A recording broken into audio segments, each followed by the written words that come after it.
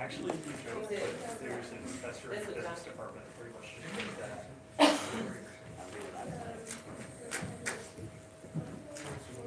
When I took him, he didn't even grade our technique. What? What did he final year is? It's He's good. Oh, wait. 12. Oh, this is 12. The one, and my other class is 8. Sorry. I'm meeting all day. About all sorts.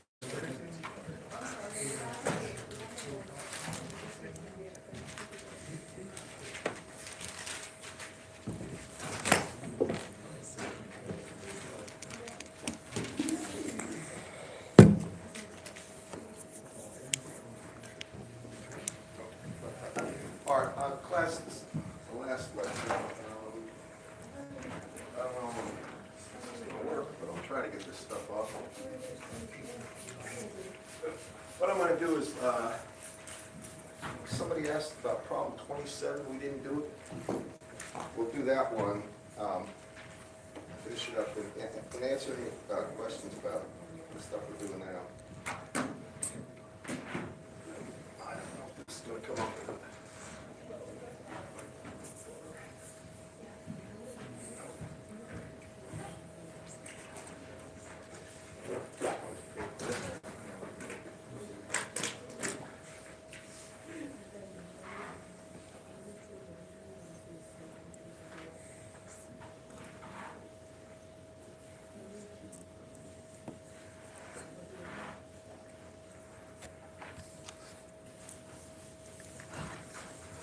You know who comes in here and does erase this stuff?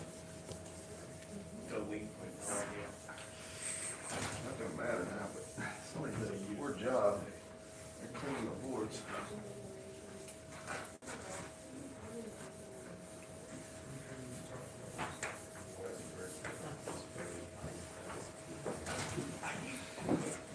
Thank you.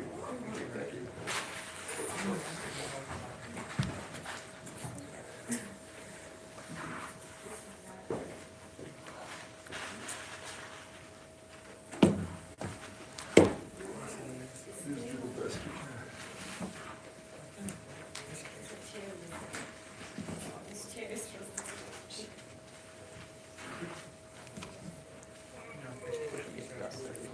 This is not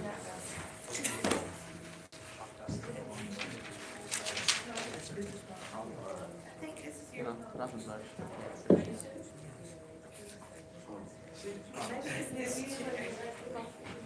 All right.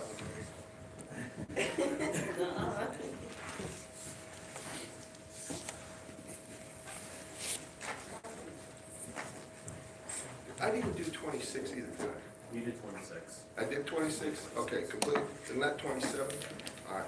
For 27, just, let's see, for 927, it had an h of s equal to, can you give that to me? 1 over s squared plus s plus 1. On. And they want they want to do it two ways. They want to use first find the time domain h of t, and then replace t by nt and weigh the function by capital T. And then the second way is using bilinear, I believe. Right? Those are the two ways for this one. For this one, the sampling interval t is equal to 2 seconds, I believe. You take a look at that. Now, I'm going to just go ahead and. This isn't a bad review for Laplace transform either. You can do this a couple ways. You could take this and you could find the actual poles here by solving the actual quadratic formula, and you're going to get complex poles, and then you could solve the constant. But we wouldn't do it that way in a test because you don't have calculators. So the way you normally do this is complete the square. So I could say this is going to be 1 over, and it's s plus. Remember, you take the coefficient of the single s to the 1 power there, and you divide it by 2 to get what goes in this thing. So it's s plus a half squared Y'all remember how to do this? It's completing a square. I see that's S here is gonna have a factor of 1 in it. If I divide that by 2, I have 1/2, because I know if I have S plus 1/2 squared, I'm gonna get S squared plus S times a half plus S times a half, or plus S, and then plus a quarter, correct, class? Now, what remains is the constants. I've already got 1/4 there. That gives me 3/4 here. Are we clear now? This is the old Laplace transform stuff. Now, the form I'm trying to match to do this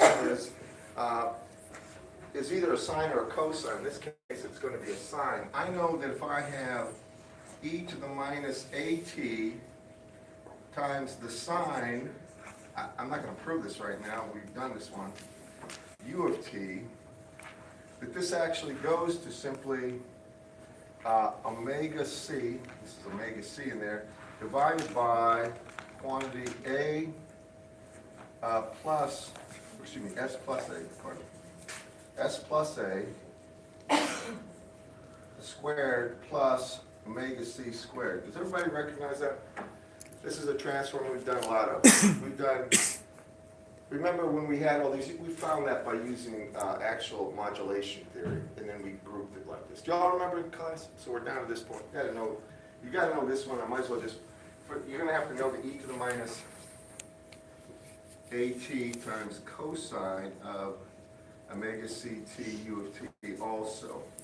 The easy thing about this, they both have the same denominator.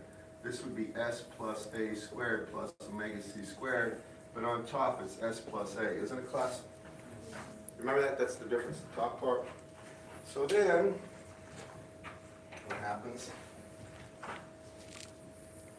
It's going to be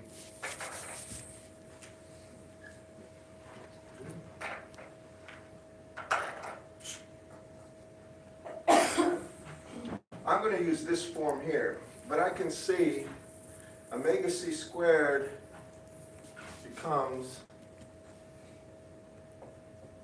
3/4, right? Which means omega c here is going to be square root of 3 over 2, right? Sorry. Yeah, it's over 2. Pardon, over 2, that's right. And I'm just taking a square root of that. So I get omega c. Now, this has the form omega c over that. So I need to get omega c there. And the way I'm going to do it is say that this can be written as simply put an omega c here, and then take a 1 over omega c here. The net equivalent is a factor of 1, right? But why am I doing this 1 over omega c here? Because this will render exactly this form. Correct, class? Are we clear? Just so you know my reasoning. I don't want to leave anybody behind here, and we've done this a few times. Now, when I look at this, right here, I've already said what omega c squared is, and a is simply going to be 1/2, just by inspection. Correct, class? And therefore, if that's the case, I can say that this h of s here will create an h of t that will be equal to 1 over omega c, which is going to be equal to 2 over the square root of 3. Right? That's 1 over this, 1 over omega c. And then it's going to be times e to the minus t divided by, or times a, or divided simply t over 2. And then it's times u of t. So this will be the h of t. Oh, times the cosine. Sorry, times the sine.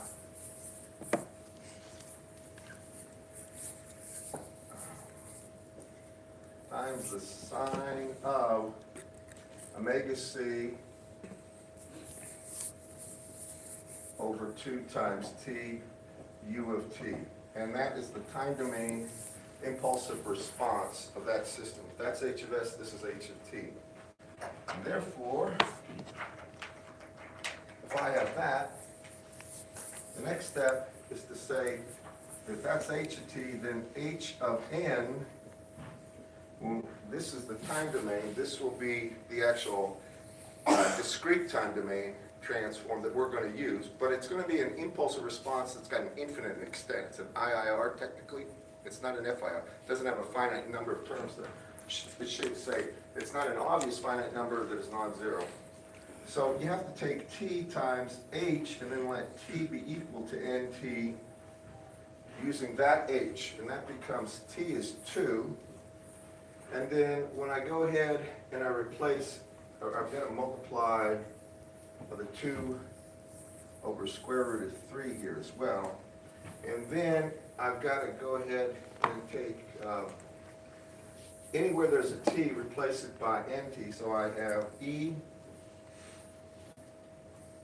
to the minus nt. Well, t is 2, so this becomes n times 2 divided by 2, or just n times u of, and then you can put n in here. The reason you don't bother putting a capital T next to it is the only thing you need to know is this positive. If for n 0 or greater than 0, it's going to be simply 1. And if you have 0 times any number, it's still 0. And any positive value of n multiplied by any finite value will always give a positive value. So I'm just putting u of n there. It's a bracketed thing. Now, you can see that becomes 4, right? So technically this is going to be 4 over the square root of 3 e to the minus n. Sorry, I forgot the sign again. Times the sign of, and square root of 3 over 2 times 2 times n means it's simply square root of 3 times n times u of n. And therefore I get this times the sine of square root of 3 n times u of n. And that is in fact the IIR response. Now you can truncate that for maybe, I don't know, 20 or 30 values, and then that'd probably be a very good way of getting, realizing that filter response that he had in 927. Now, then you have to do the bilinear transform on this, right? And this is when you're gonna have to know. But for the bilinear, I know that S is equal to 2 over T times the quantity Z minus 1 over quantity Z plus 1. And that came about by that, because I know this is this actually is approximately equal to the log, right, of Z over T. Log of Z is about 2 times Z minus 1 over Z plus 1. I didn't prove that, but that's an approximation. Has anybody ever seen that before? Did you see it in the book where he does this? He has this right here? That was in the solution. It's in the book too. It's part of the discussion, the reading assignment, but it's not one that's commonly used. The reason they need that though is so they can get something useful when you actually do the bilinear. So if that's equal to that, and I look over here to this function, then I'm going to have my h of z equal to, and I'll tell you one other thing too. If you want to, you can use this form right here. You don't have to use this one. Now, a possible advantage of using this form is it may sort of reveal a type of a form of a solution that's easier, but you can go right to that first part if you want. I put it this way only because I wanted to match the form to get the sign in an exponential. That's the only reason I went that route. So if I come over here, now I have h of z is 1 over s squared. Well, it's going to be, oh, by the way, since t is 2 right here, follow me on this, guys. Since t is 2, the 2 over 2 becomes 1, and I can erase it. So I don't even need that there now. And I can say that's what s is for this problem. And it's equal to quantity z minus 1 over z plus 1 squared. And then it's going to be plus z minus 1 over z plus 1. And then it's plus, and I'm going to render 1 as z plus 1 over z plus 1. The last term is technically basically one, I did it this way for one reason, because these two have a common denominator. You follow me, class? I want to get down to the brass tacks. This is the reason I did it. Can you see it in the back? Okay. Now, just look here for a second. Those have the same common denominator, so it's z minus 1 plus z plus 1, or just 2z over z plus 1. Do you agree with me? So I'm going to go ahead and do that.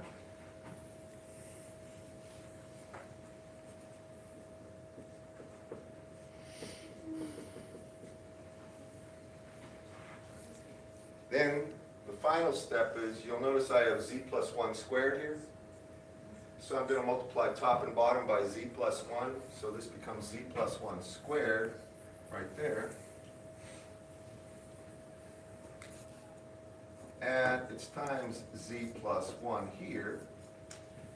And now I can see I have the same common denominator, and I can flip that, and I can say that this is equal to z plus 1 quantity squared over, and then you're going to have z minus 1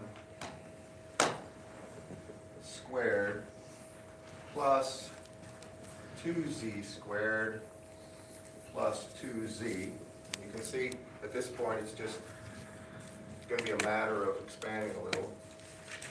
So I have z plus 1 squared over, and then down here I get z squared plus 2, well, I'll go ahead and do it. Z squared minus 2z plus 1 plus 2z squared plus 2z. Just an expansion. You can see that the 2z here and the 2z here cancel. And so I have 3z squared plus 1. I'll bring it down here one more time.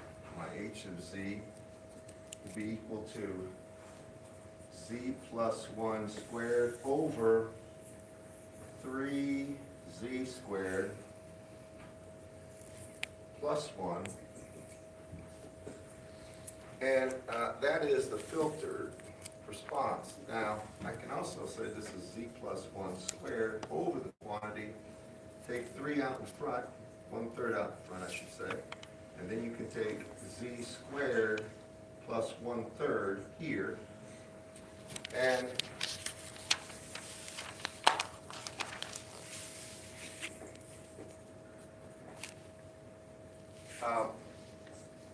see, this is going to have a complex pole at z equal to j over square root of 3. That's complex. So, I mean, it doesn't have an e, the transform of this thing, we can do it, but it's going to be, if we want to go back to the time domain, probably doing long division would be the easiest thing.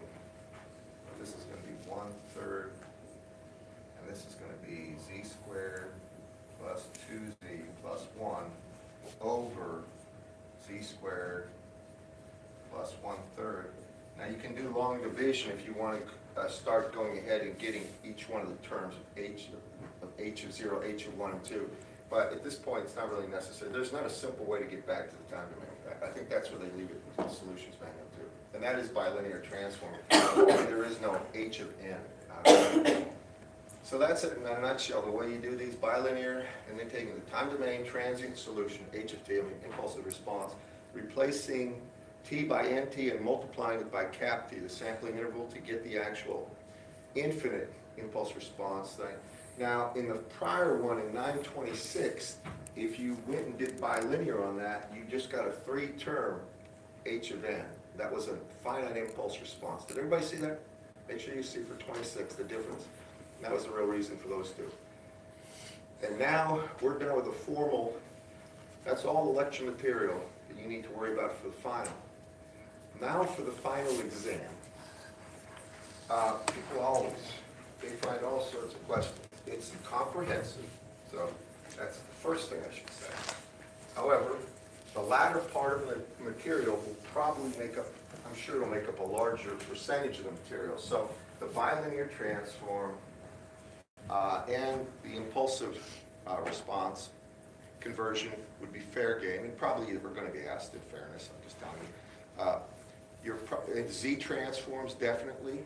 You're gonna also get block diagram. You remember we did several things where we took we actually did things with both Laplace, continuous time, and Z transform domain where we built filters, right? We did what we created difference equations in Z transform, right? If we wanted a difference equation that was in fact something that the filter property realized, correct class? Remember this? We did this, and we also did it with Laplace transforms.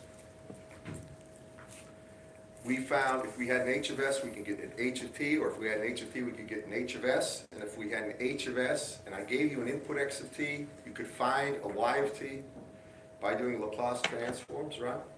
And you could go either way is really what I'm getting at. So Z transforms, Laplace transforms make up a good chunk of the final exam.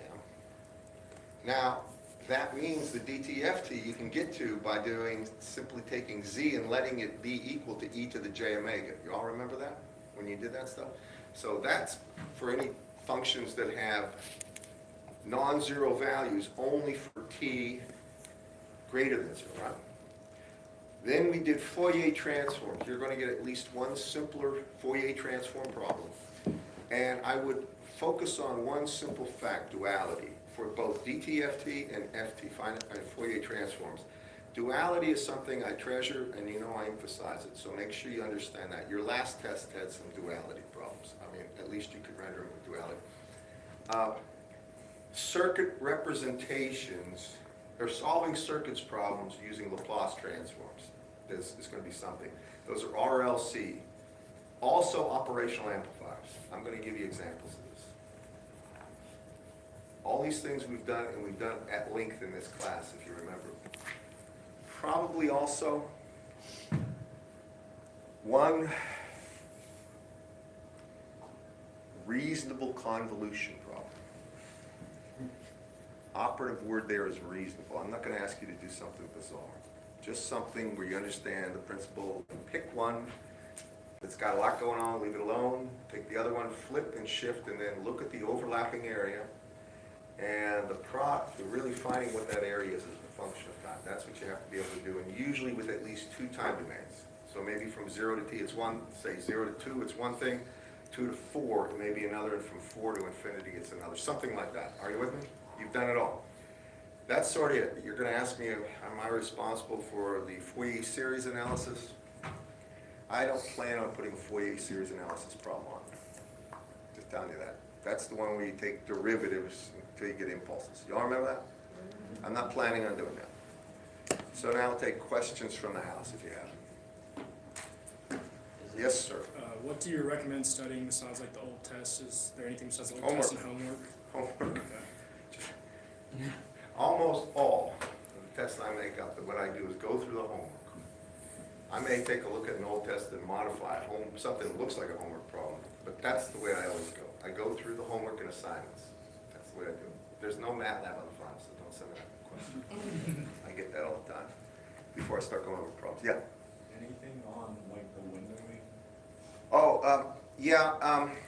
I am not going to ask you to memorize Hamming windows, Bartlett's windows, anything. If I want a window, I'll give you the actual H event. But remember when we did the shift on the thing where we had a function that was what? It was a non-causal impulse response, and we truncated it for 5 terms. Do you remember this? It was that sine of, what is it, pi over 2n over pi n. Do you remember that? That was a non-causal impulse response. We truncated for 5 terms. We had 2 before 0, 2 after 0, right? And then what we did, what the book does, is it took the window and shifted it down onto that thing. Shifted by, actually it had 5, I'm sorry. It was a total of 11. Shifted it down, multiplied the window by, then shifted it up. Effectively, you don't have to shift the window. The thing you have to shift is going to be the sine of pi over 2n divided by n pi. And you have to shift it, multiply it. Now, you're not going to have to calculate any of these. The only thing you have to do is probably answer question, how would you do this, or show me the steps. I'm not going to ask you to calculate one, because obviously the only thing you really have to worry about when you do a calculation is singularity, when you do any shifting, because you didn't divide by 0. But that's, anything with windowing, I will give you the window. You don't have to memorize it, you just have to know the steps. Did you have another one? Yeah. Was it 10 questions? No. Everybody does this to me. How many problems? See, it's multiple parts, like one page, the first page may have four, you know what I'm saying, with Z transforms. I may give you 2 to 3 or 4 problems that I'm asking Z transforms, so don't think about that. I just want to. It's gonna be, here's what I'm trying to say to you, what it'll be made up for is not 2.5 times as long as a normal test. Normally I go about 1 3/4 times. So you're going to get somewhere, if you get 4 problems, 4 regular problems like me on a test, you're probably going to get somewhere between 6 and 7 problems. I'm not going to stream this thing out so you're burned out by the end of it. But it'll definitely tell me if you know this stuff. Now the final exam is at the same level of difficulty as the actual exams I give, but with one slight difference. With a circuits problem, I can give you something that's a little more involved and weigh it heavier because you got a lot more time. And I'll draw an example of one in a second, but you follow me on that? We spent a lot of time with doing Z transforms and digital filters lately. Let me do something, sort of a review.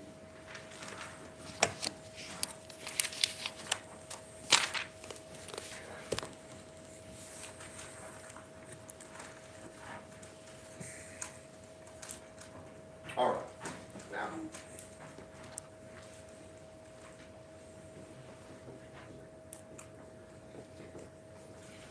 I'm going to do continuous time right now.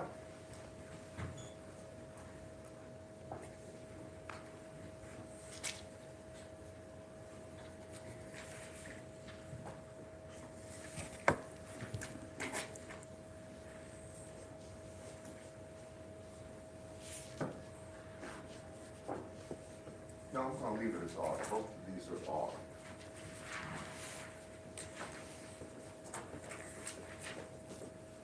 All right.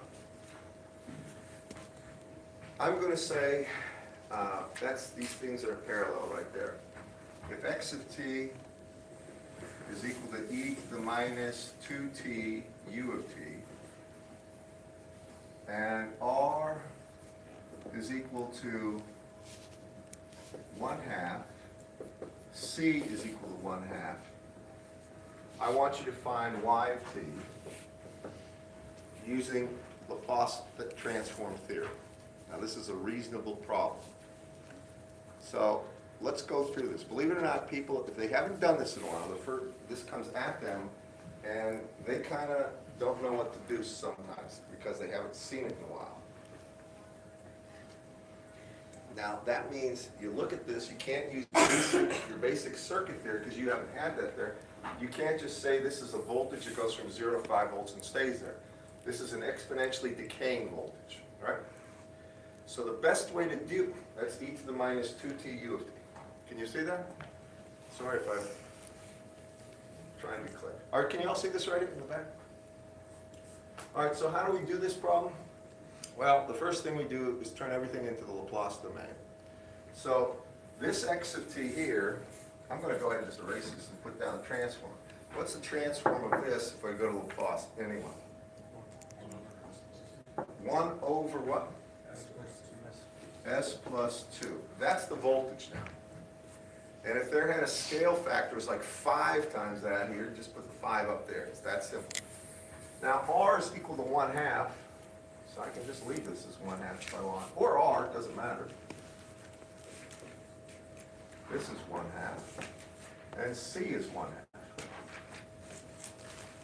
So now, instead of YT, I get Y of S. And actually, instead of C, I'll just put the impedance down there, which is what? 1 over SC, which is... 2 over S. 2 over N. I heard something else. I took 2 over C by mistake. So how about we just put 2 over S there?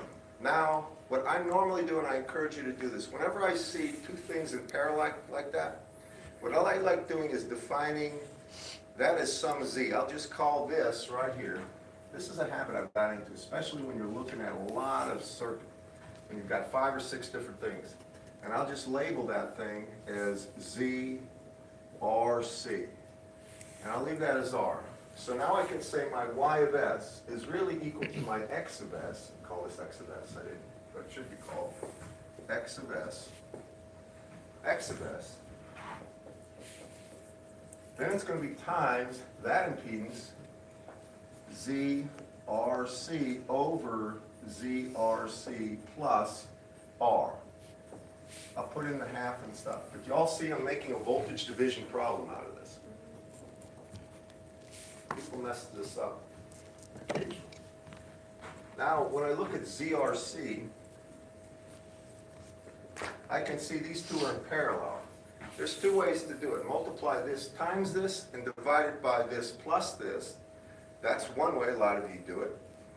Or just take 1 over the first impedance, so this becomes simply 1 over what?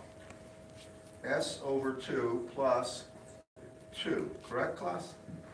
That would be ZRC. Do you agree with me?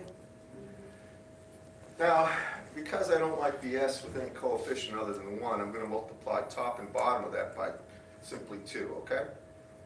So here I get ZRC equal to 2 over S plus 4. Are you okay with that? Just leave it like that for now. Don't just plug that in here.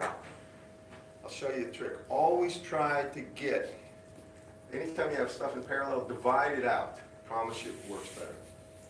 Divide top and bottom by ZRC. So now I have Y of S here equal to X of S times, and then it's going to be 1 over 1 plus R over ZRC.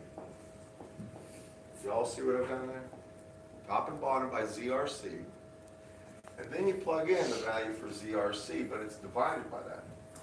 So this becomes X of S, which is 1 over S plus 2, times 1 over the quantity, 1 plus R, and R was a half, 1/2, divided by ZRC. And ZRC, if you take 1 over that, I get divide by 2, and then multiply this by S plus 4. Just watch this, make sure you see what I've done. And make sure you agree with me. Everybody okay with that? Take a look. R is a half, ZRC is 2 plus S, 2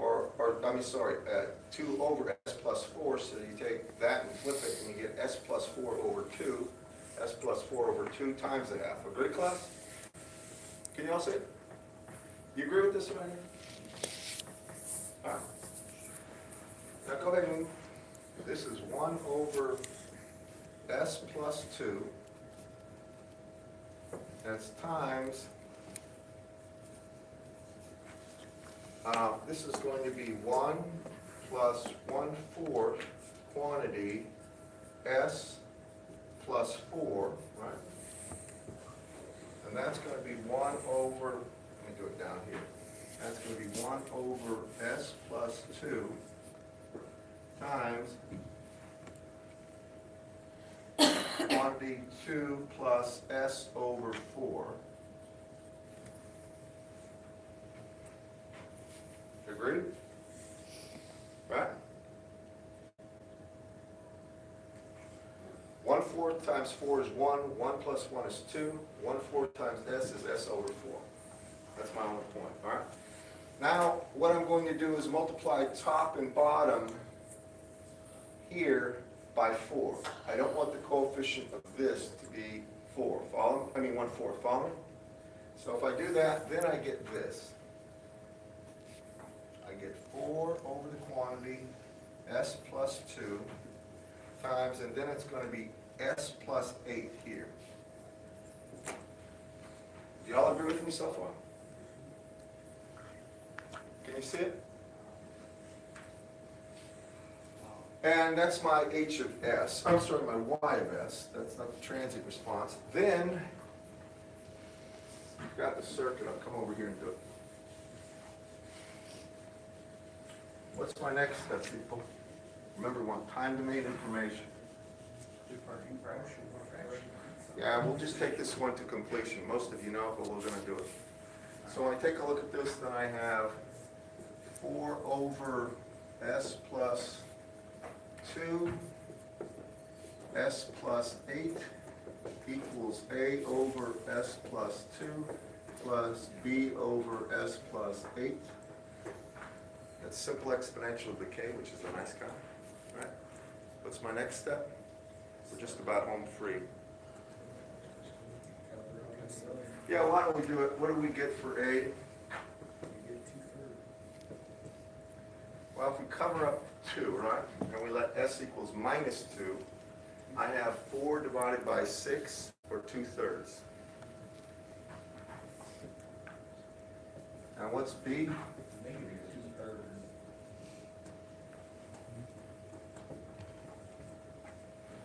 Okay. Last step. I hope you all. Huh? Time domain, right? This is still h of s. I mean y of s, or not h, y of s. All right. Now, how to get y of t? This is a nice one, isn't it? What's the first one? 2/3 e to the minus 2t u of t minus 2/3 e to the minus 8t u of t. And if you had to sketch it, what does it look like versus t? If this is y of t. That's 0. Where does it start at when t equals 0? 0. What happens though? This one's slowly, or this one's dying, but it's dying slower than this one, right? So what you get is this. You basically get this kind of behavior. It's called double exponential. It's going to basically rise up because this one's decaying slower than this one. If you wanted to find the point where the maximum occurs in time, what would you do with that equation?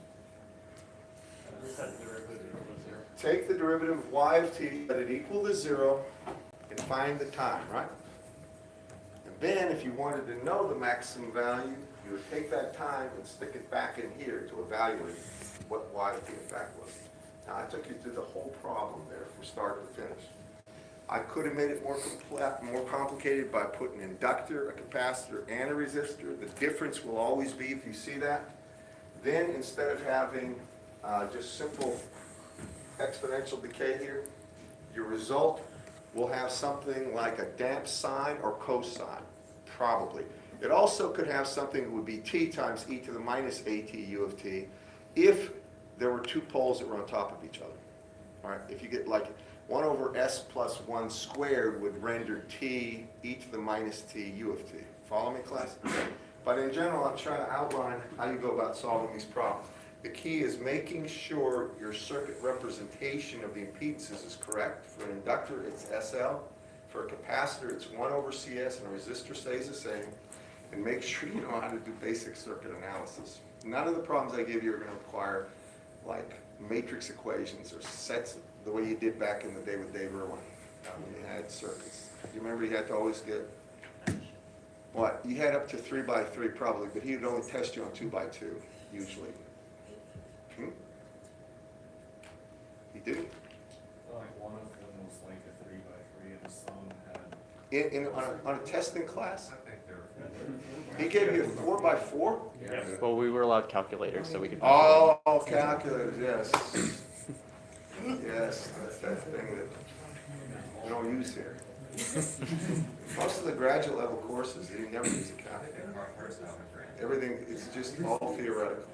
It's to test your knowledge, not how to use your calculator, but undergraduate courses do that. All right, that's a pretty good wrap-up problem there. You remember with operational amplifiers, how to do the analysis, right? No current into them, no voltage across the input terminals, right? And you remember for, yeah? I was gonna ask, like, for the op-amps, are you gonna give us some crazy thing where it connects over and then under? Are you talking about negative feedback? What are you talking about? Oh, you mean to realize something? Yeah.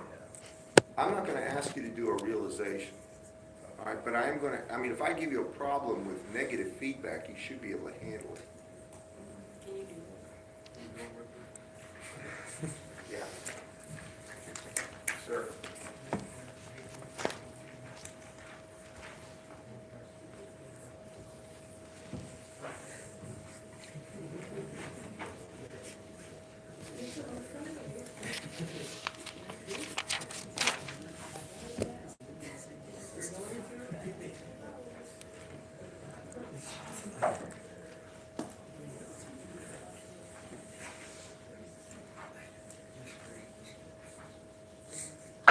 All right. So,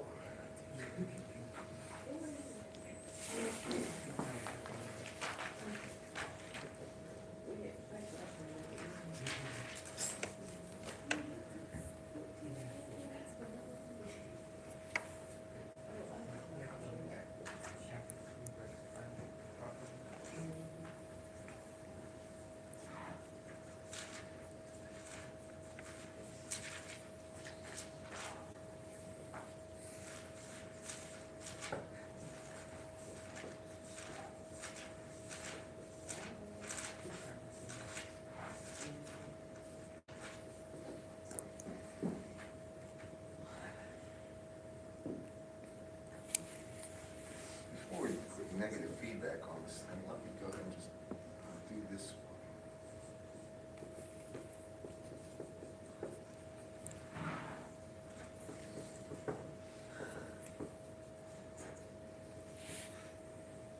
And call it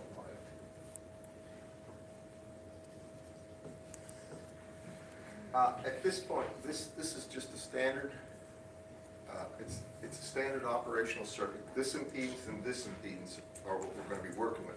If I wanted feedback, then I could take a resistor, I could basically do this. I'm not going to do this right now, but I could go ahead and put a resistor here to here. Actually, you don't need a resistor there. Call that R3 and R4. And this would provide feedback. Now, I'm going to get rid of that right now because this will complicate things. I'm just going to take it to ground. Now, for this, are you with me, class, with this one? Now, how do we go about solving this? Just leave the value. I'll tell you what, we'll give real values to this. Let C1 be equal to 1/2, R1 be equal to 1/2, C2 be equal to 1/4, R2 be equal to 1/4. And now I want to go ahead and solve this. Now, if you want y of t for any x of t, but really, how about we do this? Really, what I really want is just h of s now. I want the impulse response. That's what I'm after. This is this circuit. To get the impulse from that, the transfer function, h of s, forget h of t for now. If I wanted to do that, how do we do it? Well, we would say the impedance of the capacitor is 1/SC right there. That's resistance. The impedance of this is 1/SC2. And then what I would do is this. This is what I recommend doing. Dot this right here. Just call this whole thing Z1. And then dot this thing right here. Call this whole thing Z2. Now, I know, just because we've done these so often, if you have a given impedance between the negative terminal and output, and another impedance between the input and the negative terminal, I can take the ratio of this Z2 divided by Z1 multiplied by a minus sign, and I, in fact, have the transfer function. How many of you remember that? No? Do you remember it? It was this. H of S for that circuit would be minus Z2 over Z1. That's the way it will be. Do you remember that or not? The way you get it is this. Just assume this is a lump Z here. Well, the current flowing that way would be, call it X of S, right, divided by this Z would be the current going that way. None of that current can go into the negative terminal, so it must flow this way. And therefore, X of S divided by Z1 would be multiplied by Z2 to get the voltage across here. Now the voltage at this terminal is ground, right? That means this is 0 as well, 0, 0. And that means the voltage to the output terminal would be minus Z2 over Z1 times X of S, or Y of S divided by X of S would just be Z2 over Z1. This is Y of S over X of S. We've done this several times. Y'all remember it now? All right, what is Z2? We just did this. Well, I don't like to multiply first by second over first plus second. I take 1 over each of the values, right? So down here, it's going to be 1 over SC2 plus 1 over R2. Correct, class?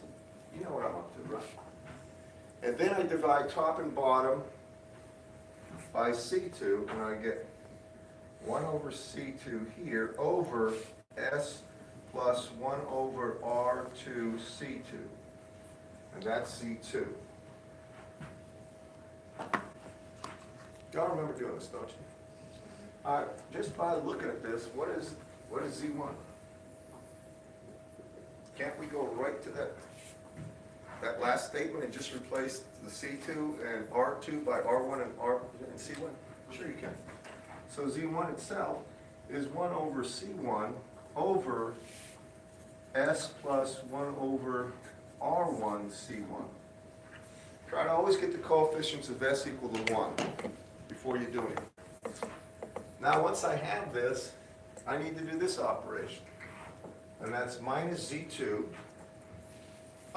which is going to be minus that, so it's minus 1 over C2 over S plus 1 over R2 C2, and divide the whole thing by 1 over C1 divided by S plus 1 over R1 C1, right? Now, if you look at that for a second, right here, just take a look. Can't I take this whole bottom thing and just flip it up here and multiply? Yeah, that's what I'm about to do. So if I take this and flip it, then I get this.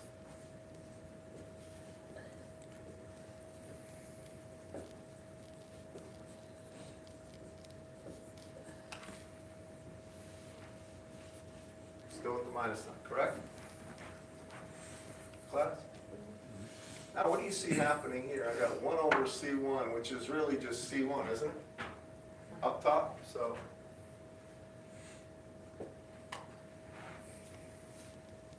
Right there. And now if you look at this for a second, what do you see happening? I have a constant times S over S plus another constant, right? That's the first part. The next part is what? A constant times this constant, or one constant over S plus a constant, right? And both of those, I'll write it down, but you see by expanding that, we're going to get now my H of S will be equal to really just minus C1 over C2 times S over S plus 1 over R2 C2. Then it's going to be minus C1 C2 over that, which is going to be simply C1 C2 times that, which is just going to be 1 over R1 C2 here, divided by S plus 1 over R2 C2. Agree, class? And are you with me on this? Might be a little boring. You all see this one is a simple exponential decay right there. Take a look at that. Do you agree? I mean, you got a constant over S plus a constant. It's just e to the minus this t u of t, right? What about this one? Well, the C1, C2 you don't worry about. That's a constant, right? What about S over S plus A? This is a property. I'm just going to put this down.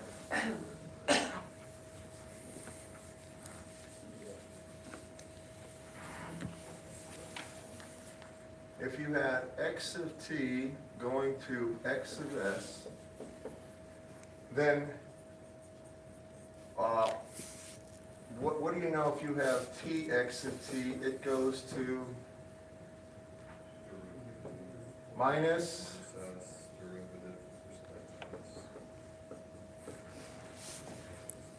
right? Isn't that right? And, I mean, we can probably do this several ways. I mean,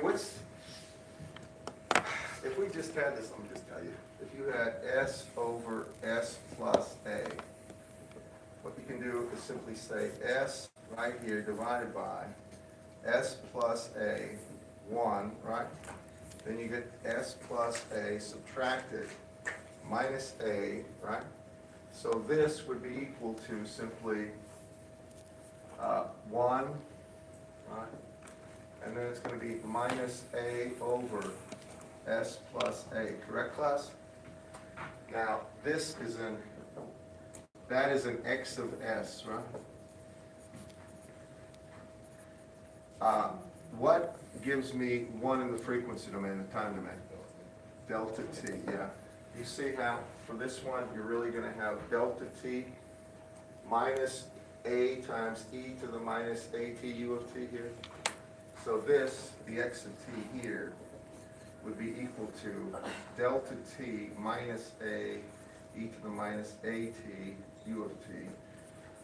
That would be going back, and this, right here, the s over s plus 1 over rc2, you can take as, and you can, like that's s over s plus a, it can be rendered as that. And then the only thing here is that delta function that I'm showing you be weighed by the minus c1 over c2. Follow me on this, class? It's basically just organizing the constants. But I try to show you it all. I'm a minute over right now, going on a little bit. Are there any other questions about the final? Remember, just look at what we've covered. We got DTFT. We've done BFT, we've done Z-transforms, filters, windows, we only did the stuff with the bilinear, and also the impulse, just the impulsive response.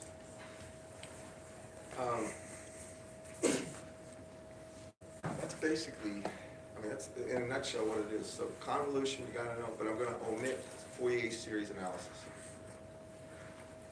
All right. Any other questions? All right, we'll see you in the final. I'll be in and out next week. Send me an email if you need to see me. I can't tell you when I'm going to be in my office because I've got crazy meetings.